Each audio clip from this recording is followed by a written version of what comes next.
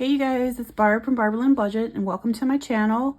And I am here today to do my 5th video in the series, Our Different Budgeting Journeys, hashtag ODBJ, that was created by Budgeting April. And Budgeting April created this series so that we could help other budgeters either start or give advice and tips of how we did our budgeting journey so that we could help somebody else.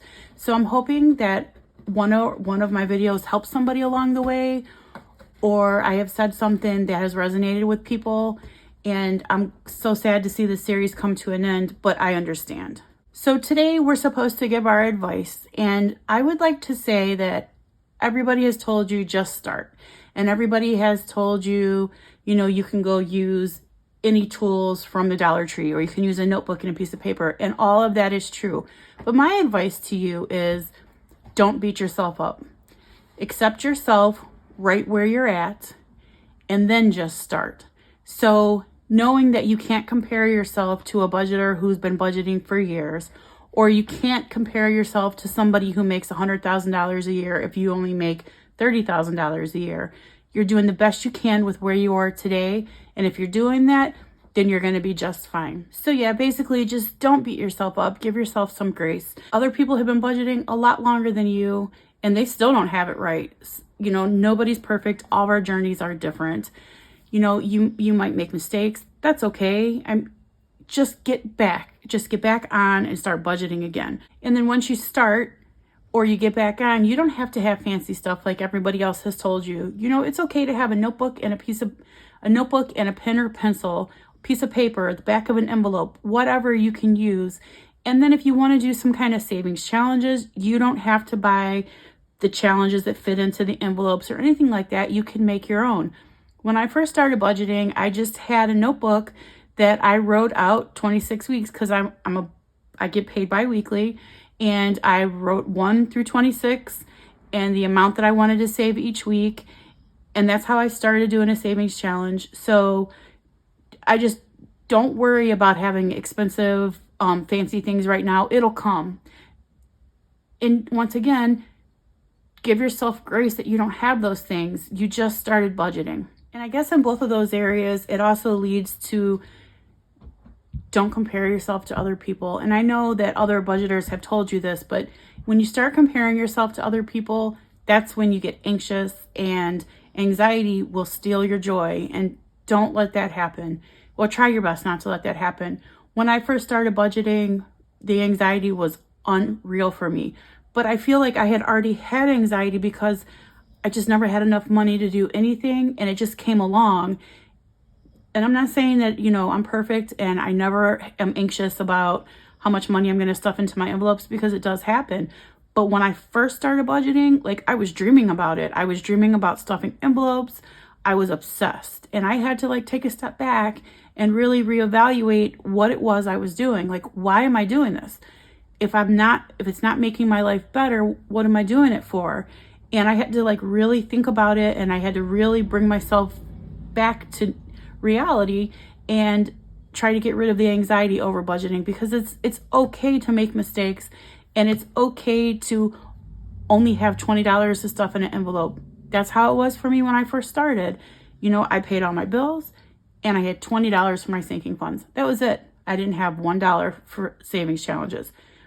But eventually I was able to pay some bills down, and then there was more money saved, and it worked that way. So the biggest advice I could give you is don't beat yourself up. Give yourself some grace. Know why you're budgeting. Do it because you have good reasons to do it. Me personally, I'm budgeting because I want to leave something for my kids. I want to retire one day. Right now, honestly, I think I would have to work till I was 75. I don't want to work till I'm 75. I want to be able to have my bills paid. I want to be able to have investments. I want to have stocks and bonds. I want to have my Roth IRA and all of those avenues of streams of money that I can live off of when I'm older. I wasn't headed that way. So I'm just grateful that this community came into my life, and that I will always say thank God for Baddies and Budgets, because she was the first budgeter that I saw, and she's doing it big. And I can't do it like her. I'm not jealous of what she's doing. I'm happy for her. I give her all the props. But she showed me an avenue to get out of my financial situation I was in. And because of that, I am so grateful. Another piece of advice I would give you is don't try to overdo it in the beginning. Start small. You don't have to have 20 sinking funds. You don't have to have 20 savings challenges. That was a mistake I made in the beginning. And I feel like that's why I was kind of anxious also, was I wanted all of these sinking funds and all these savings challenges. And I wanted to finish them right now, you know, and I had to take a step back and say, yeah, you can't do that. You don't have the income to do that. And that was me comparing myself to other budgeters because I was seeing them do multiple savings. Also remember that there are many different ways that you can budget. So whatever is good for me doesn't have to be good for you. I prefer the cash envelope method, but there are other methods. So try out different methods and find out what's right for you. Sometimes a hybrid method works great for people. Sometimes it doesn't. Sometimes cash envelopes works well. Sometimes it doesn't. But don't be anxious about it. Just try out other things until you figure out what's right for you. I suggest you really, before you start, take a good hard look at a few bank statements just to see where you're spending your money. I was so surprised. I don't even know why I was surprised, but I was so surprised when I saw how much money I spent at Taco Bell. OMG. Taco Bell was getting my money. I like Taco Bell. My kids like Taco Bell, and we were eating there a lot. It's unhealthy for us, and it was costing me a lot of money that I shouldn't have been spending there. So just take a good look at that. See, you know, where you're spending, how much you're spending, where it's going. And once you figure that out, it makes budgeting a lot easier. I also suggest, my opinion, that you start an emergency fund because surprises happen. And, you know, if you have an emergency fund and you have to use it, that's what it's for. So I saw a budgeter one time say something to the fact of, oh, I had to use up my emergency fund and now I got to start all over. But that's what your emergency fund is for. And don't feel bad if you have to empty out all of your envelopes for a certain reason. That's just what happens. But you have the money saved and you can always start over. So don't be anxious about that.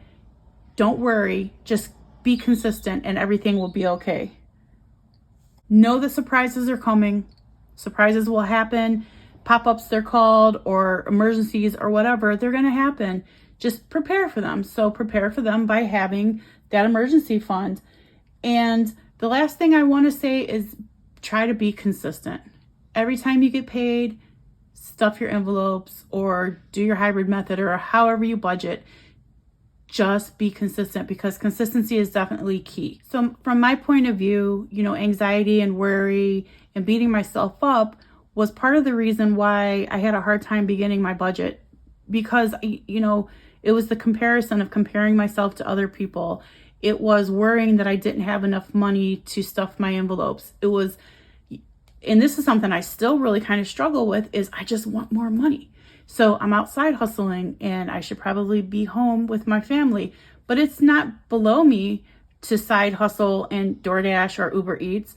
I'm a CPA. I don't want to be out there. I wish I had side hustle money coming in from bookkeeping or doing taxes, but that just hasn't presented itself to me yet. I'm still waiting for that. So, you know, whatever you have to do to make more money, it's okay.